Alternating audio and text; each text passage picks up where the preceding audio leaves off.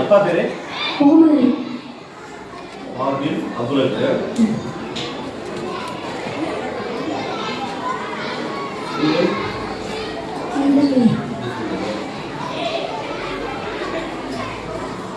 இந்த ஸ்கூலா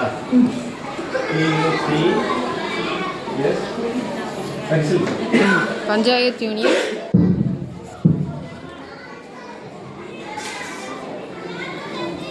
இங்க போங்க ஸ்டாண்ட் ஸ்ட்ரைட்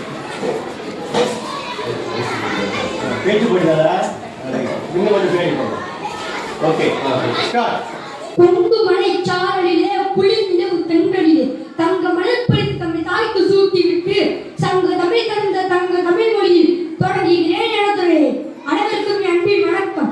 பசுமை நம் பூமிக்கு உயிர் பாரம்பரியம் நம் வாழ்விற்கு இரண்டும் இணைந்து வாழ தலைமுறைகள் சிறக்கும் பா.